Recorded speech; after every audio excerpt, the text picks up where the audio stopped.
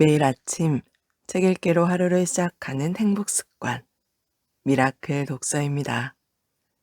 오늘 함께 읽어볼 책은 파이어, 강한국 지음 페이지 2에서 펴낸 책입니다. 프롤로그, 경제적 자유를 이룬 젊은 부자들의 성공 방정식. 파이어족이 되는 길은 생각보다 더 많다. 2021년 12년간 다녔던 시내 직장을 그만두고 38세 나이에 파이어족이 되었다. 파이어족이란 경제적으로 독립해서 빨리 은퇴하고 여생을 즐기는 사람들이라는 뜻으로 결국 파이어란 경제적 자유와 같은 개념이다.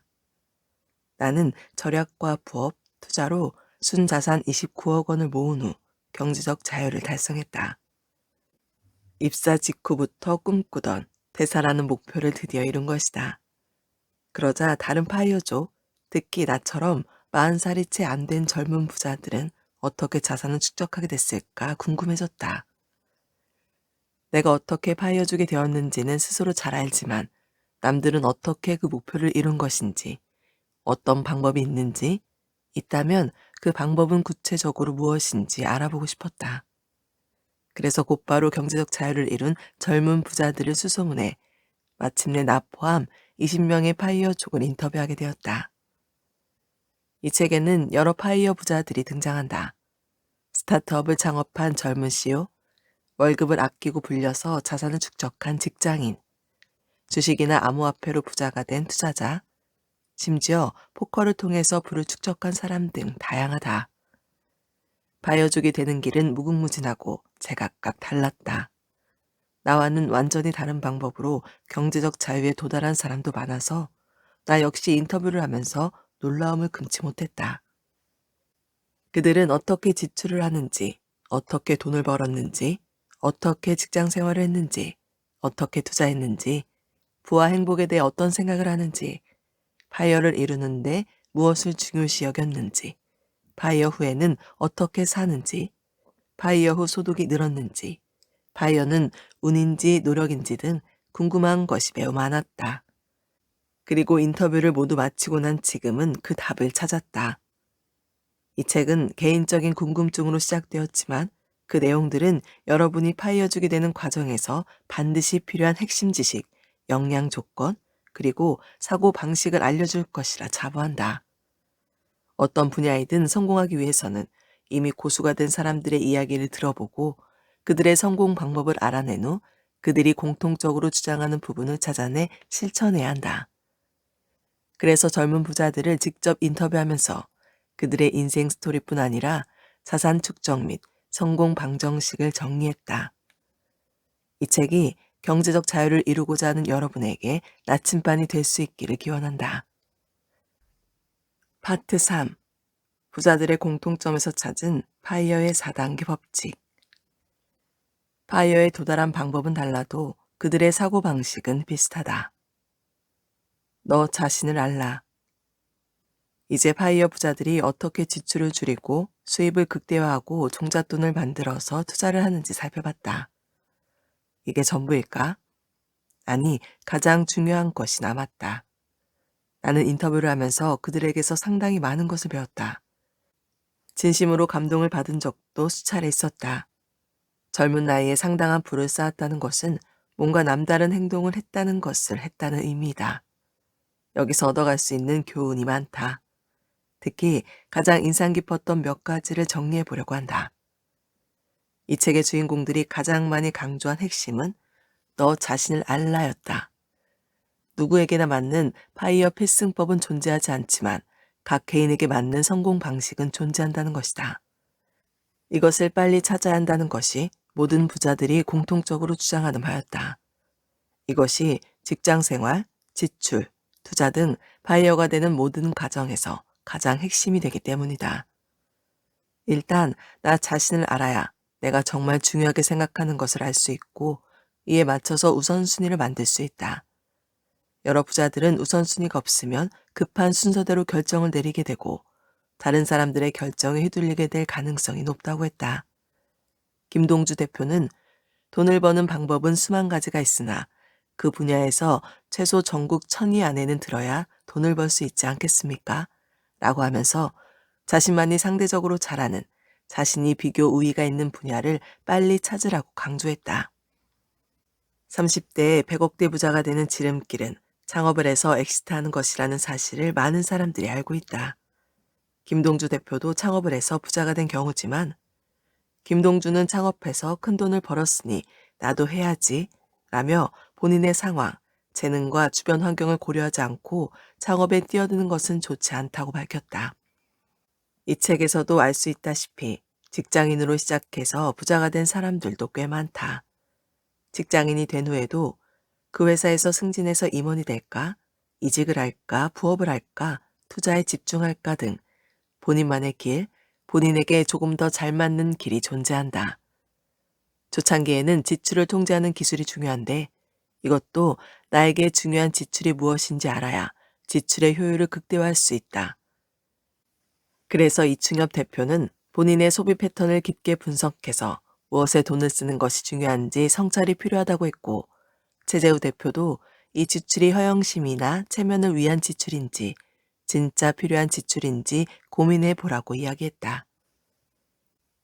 투자의 경우 바로 앞에서 말했듯 매우 다양한 경우의 수가 있다.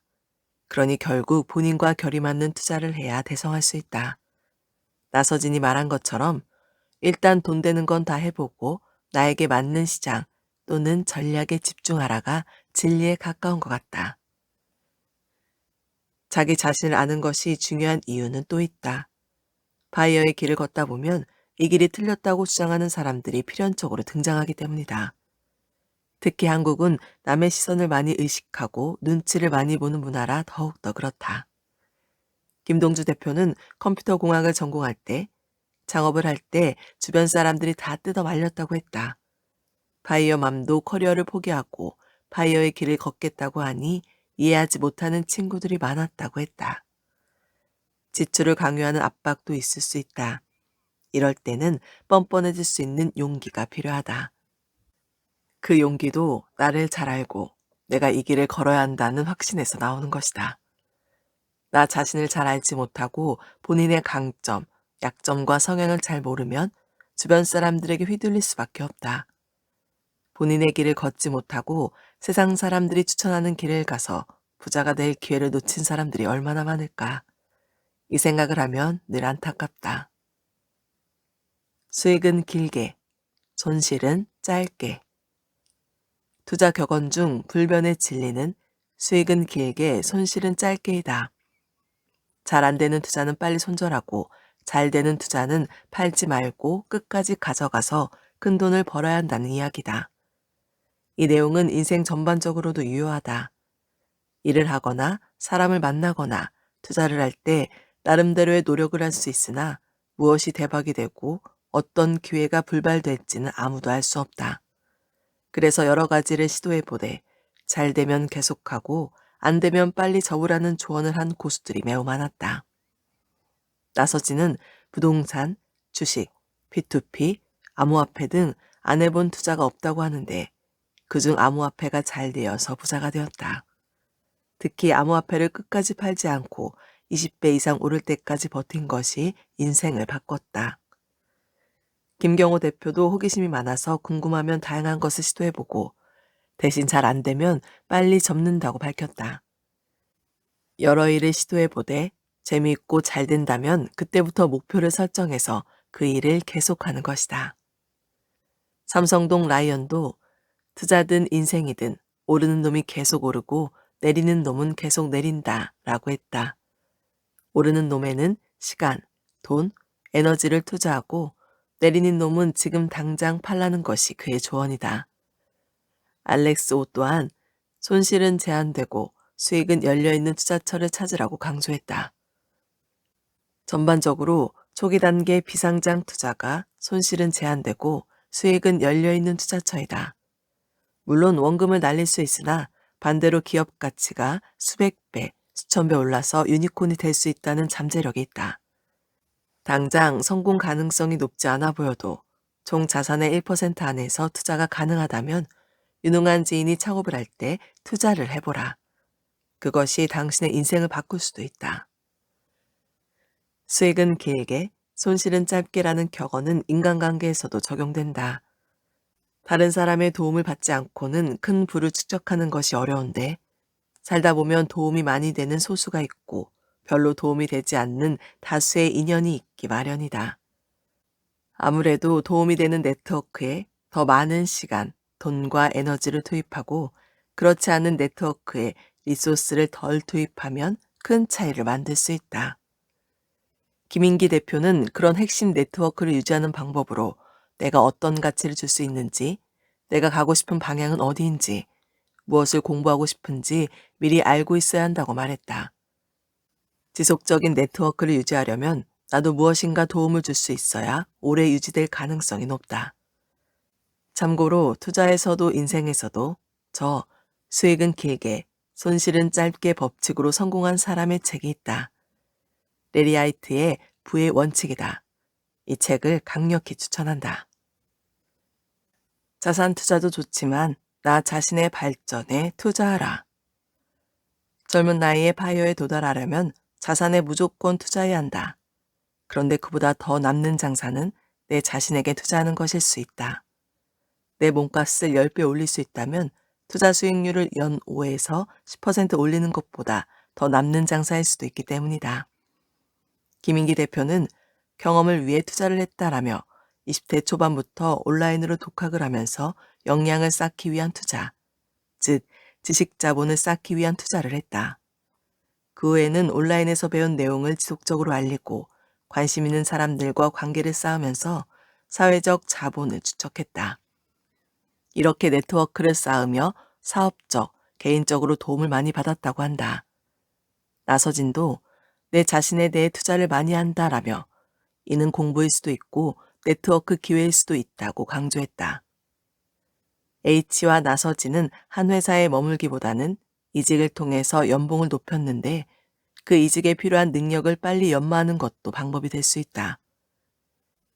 임도하는 글로벌 역량을 중요시 여겼으며 여기에는 외국어 능력이 포함된다. 동일한 일을 해외에서 하면 더 높은 연봉을 받을 수 있다는 것을 강조했다. 나의 경우는 관심 있는 분야가 있으면 주로 독학을 했다. 그렇지만 그 분야의 고수에게 수업료를 내면서 엑기스를 배우는 것이 시간을 아끼면서도 처음부터 좋은 습관을 배울 수 있는 훌륭한 방법이 될 수 있다. 기존 인간관계는 일부 포기해야 할 수도 있다. 인터뷰 이들에게 파이어에 도달하기 위해 포기한 것이 있나요? 라고 질문하면 없다는 답변이 제일 많았다. 그런데 그 다음으로 많았던 답변이 이전 친구들과 소원해졌다라는 것이다. 파이어맘은 본인이 가는 길을 이해하지 못하거나 비난하는 친구들과는 아무래도 멀어졌다고 밝히면서 모든 인간관계를 내가 다 가져갈 수 없고 마음이 맞지 않으면 굳이 시간 투자를 하지 않는다라고 결심했다고 한다. 김경호 대표도 부를 축적하고 사업을 하는 과정에서 동업자와 트러블이 있었고 인간관계에서 배신을 경험했다고 밝혔고 김동주 대표도 옛 친구들과 소원해져서 아쉽다고 했다. 아무래도 노인 상황이 비슷해야 친하게 지낼 수 있는데 직장인과 창업자의 공통 분모가 적은 게 사실이라 할 말이 별로 없다 보니 자연스럽게 멀어지게 되었다는 것이다. 김인기 대표도 회사의 성장에 모든 시간을 투자했기 때문에 학창시절 친구들과의 관계에는 조금 소홀해졌다고 했다.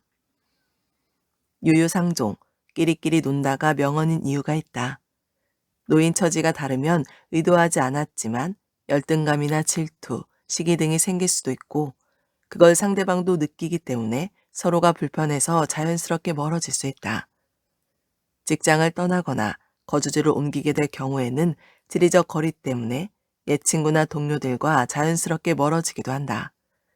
그러나 경험상 보통 새로운 인연들이 그 자리를 채우게 되어 있다. 인생은 운칠 기삼인가?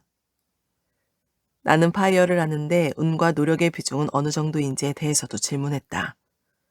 운칠기삼이라는 말이 있기도 해서 나는 운 70%, 노력 30%라고 생각하는데 20명의 평균을 내보니 정확히 50대 50이라는 결론이 나왔다. 그들의 답변은 거의 한결같았다.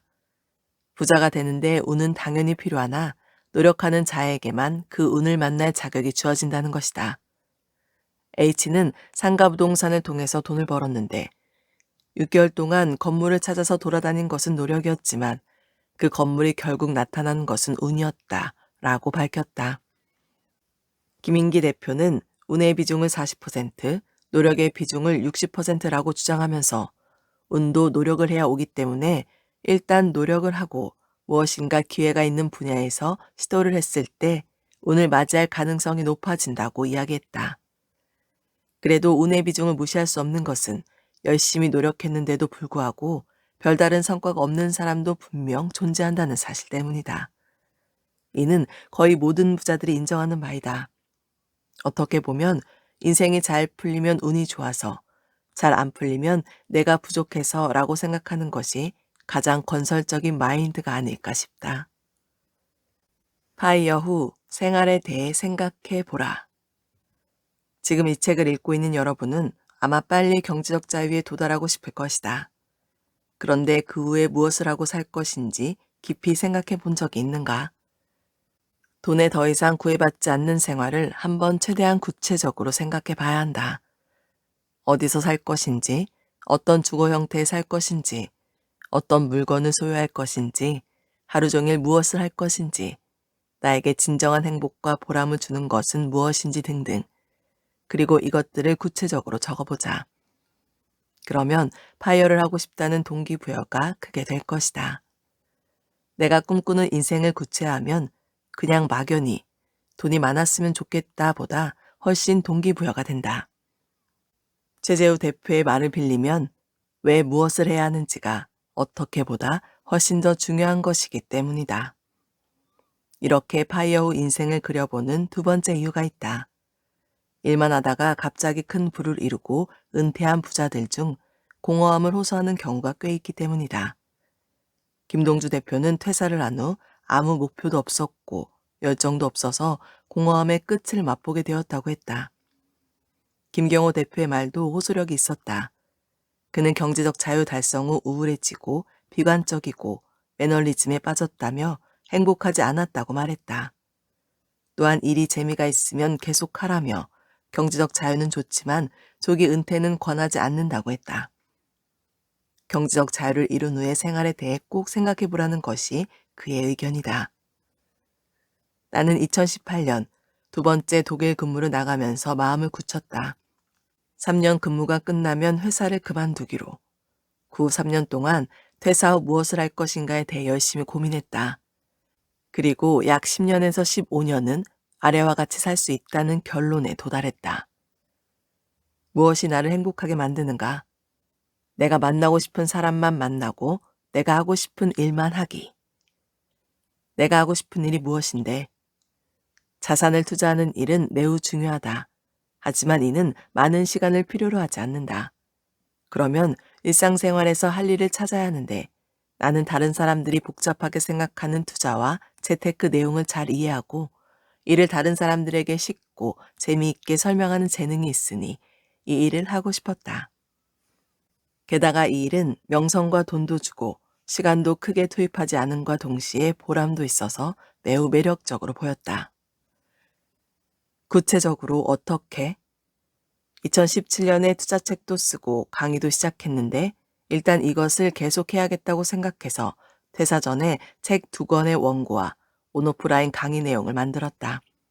또한 유튜브가 새로운 트렌드였기 때문에 이 분야에서도 입지를 구축하고 싶어서 2018년 말 채널을 만들었다.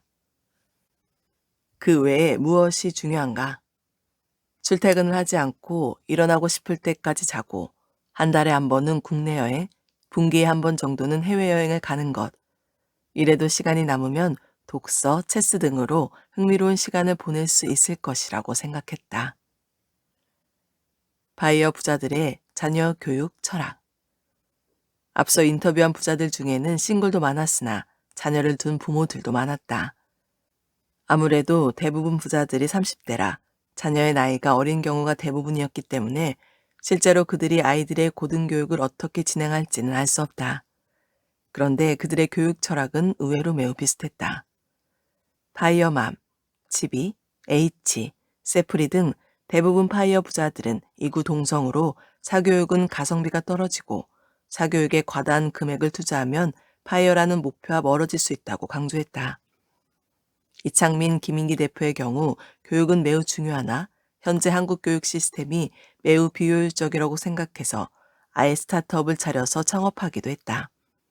이렇게 한국식 사교육을 시키는 것보다는 아이가 관심 있는 분야, 배우고 싶은 분야가 있으면 그걸 물심양면으로 지원하겠다는 부자들이 대부분이었다. DP는 물론 하고 싶은 공부가 있거나 다른 활동이 있다면 무조건 지원할 겁니다. 그러나 억지로 시키지 않을 겁니다. 라고 밝혔다. 바이어 부자들이 자녀들이 필수적으로 배워야 한다고 생각하는 분야는 금융, 외국어, 코딩 등이었다. 아이는 없지만 여기에 한마디 덧붙이고 싶다.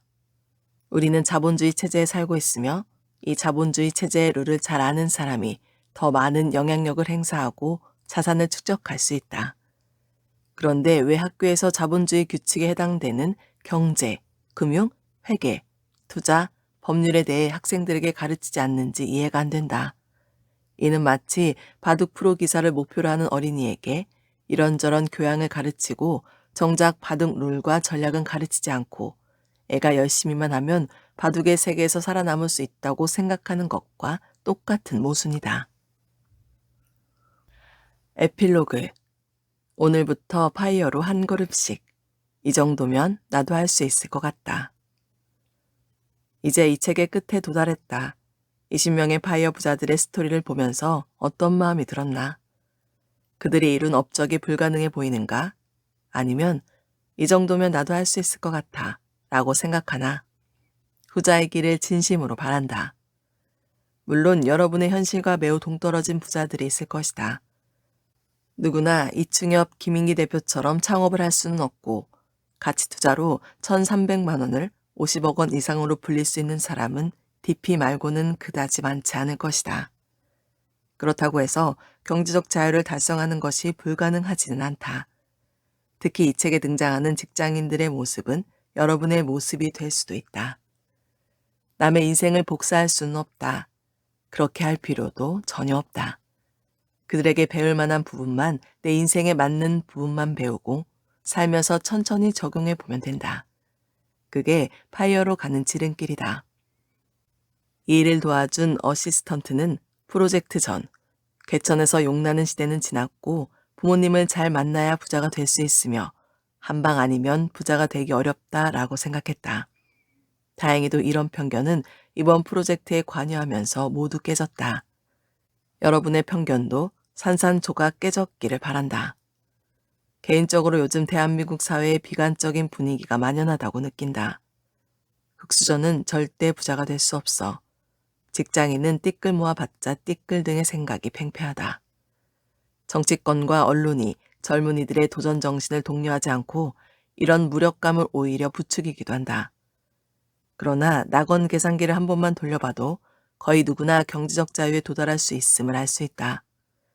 누구나 좀 더 아끼고 조금 더 벌 궁리를 하고 투자를 꾸준히 하면 젊은 나이에 경제적 자유에 도달할 수 있다. 이 책에 나오는 파이어 부자들이 증명했다. 이제는 여러분의 차례다. 오늘 미라클 독서는 여기까지 읽도록 하겠습니다. 오늘도 함께 해주셔서 감사합니다.